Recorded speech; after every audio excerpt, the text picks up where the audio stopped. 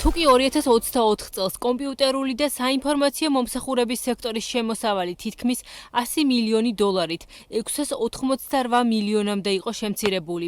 წელს პირველ კვარტალში სექტორში ზრდა დაბრუნდა, თანაც მნიშვნელოვანი. კერძოდ, IT სექტორის საგარეო შემოსავლები 70%-ით 266 მილიონ დოლარამდეა გაზრდილი. ეს კი იმ ფონზე, რომ თავად სექტორის წარმომადგენლების განცხადებით დარგში ეგრეთ წოდებული მიგრაციული ბუმი დასრულდა და საქართველოს IT სპეციალისტების ნაწილმა უკვე დატოვა. ამაზე მიუთითებს საერთაშორისო IT კომპანიის სტატუსის მქონე საწარმოებში დასაქმებულთა რაოდენობის კლებაც, კერძოდ 2024 წელს ერთ საერთაშორისო IT კომპანიაში დასაქმებულთა საშუალო რაოდენობა 27%-ით 64 ადამიანამდე იყო შემცირებული. ამ ფონზე რამ განაპირობა სექტორის შემოსავლების მნიშვნელოვანი 70%-იანი ზრდა. კომპანია Lineatis ვიცე-პრეზიდენტი გიორგი ციკოლი აცხადებს, რომ ამ მოცულობით პირველ კვარტალში სექტორის ზრდა მისთვისაც მოულოდნელი იყო. თუმცა, ის იმ ფაქტორებზე ამახვილებს ყურადღებას, რის გამოც სექტორში დასაქმებულთა რაოდენობის კლების პარალელურად შემოსავლები შეიძლება იზრდებოდეს. გლობალურად IT მომსახურების სერვისების გაძვირება და პროცესებში ხელოვნური ინტელექტის აქტიურად დანერგვა, რის გამოც IT სპეციალისტების პროდუქტიულობა იზრდება. პირველი არის ის, რომ ჩვენი მომსახურების ფასები შეერთებულ შტატებში ძირითადი ბაზარი არის ჩვენი შეერთებულ შტატები და მის შემდგომ უკვე ევროკავშირის ქვეყნები. ჩვენმა ფასებმა განიცადა ზრდა, ანუ ის მომსახურება, რომელსაც ჩვენი სექტორი უწევს, ასევე ინფლაციის ზეწოლის ქვეშ იმყოფება წლების განმავლობაში და შესაბამისად ჩვენს ეს აისახა იმ ფასებს, რომელსაც ჩვენ მუშაობთ. და ამავდროულად ასევე მეორე ასპექტი არის, ეს არის პროდუქტიულობის ზრდა.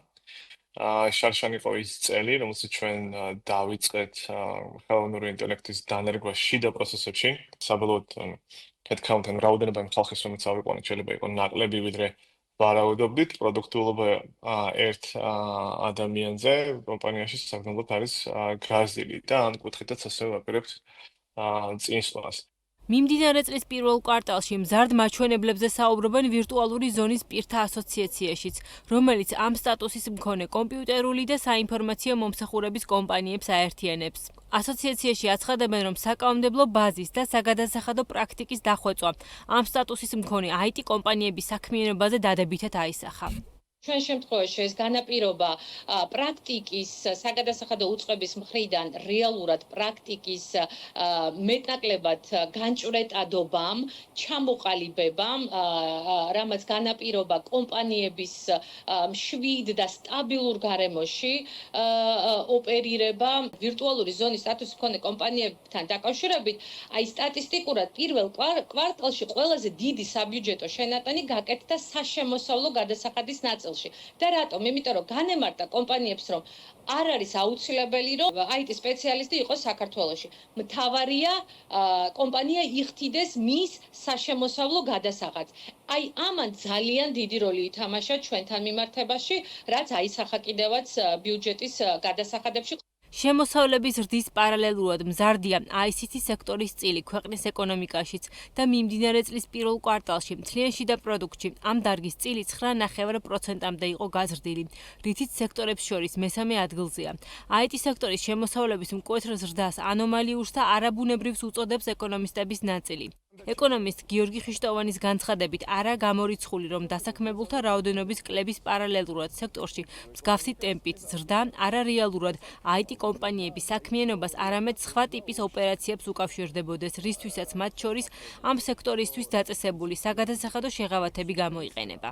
არ გამოვრიცხოთ, რომ აქ მხოლოდ საერთაშორისო ნამდვილი IT კომპანიებთან არ გქონდეს შეხება და რაღაცა სხვა ტიპის ოპერაციები იყოს. ეს იყოს შეიძლება ის მადაღებული თემა ამ კოლ-ცენტრებზე საქართველოში, საინტერესოა მართლაც, ხომ არ არიან ისინი კონტრიბუტორები ამ სერვისის ექსპორტის და ამავდროულად არ გამოვრიცხოთ, რომ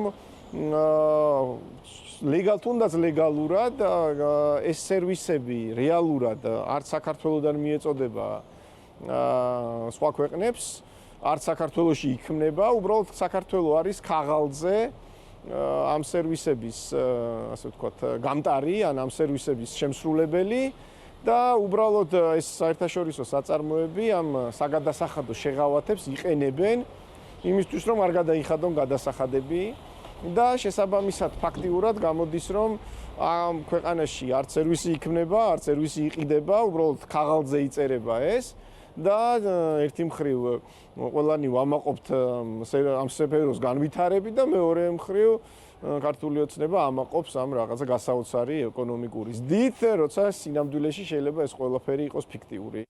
რაც შეეხება მოლოდინებს, IT სექტორის წარმომადგენლებს უჭირთ პროგნოზირება, შენარჩუნდება თუ არა მიმდინარე წელს დარგში ზრდის მაღალი ტემპი.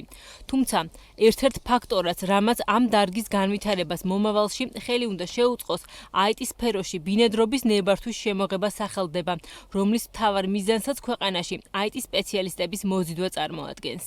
კომპანიებს აქვთ საშუალება, რომ არა მარტო ადგილობრივ ტალანტს და ადგილობრივი კადრი დაიქირავონ, არამედ შეინარჩუნონ ის ხალხი და ან პირიქით სხვა ქვეყნებიდან საქართველოში გადმოვიდნენ საცხოვრებლად ის ხალხი, ვისაც შეიძლება კარგად ესმით ინდუსტრიის გარკვეული საქმიანობა და მათი გამოცდილება მე უკვე ადგილობრივმა კადრებმა გამოიყენონ ამ ცოდნის ამაღლებისთვის. 2024 წლის მონაცემებით საერთაშორისო IT კომპანიის სტატუსით 159 საწარმო სარგებლობდა. ქართული ოცნების გათვლებით IT სფეროში ბინადრობის ნებართვის შემოღებით ამ კომპანიების მიერ ბიუჯეტში შემდგომი 3 წლის პერიოდში მოსაოდნელია 490 მილიონი ლარის საშემოსავლო გადასახადის გადახდა, ხოლო კომპანიებში დასაქმებულთა რაოდენობა 24,000 გაუტოლდება.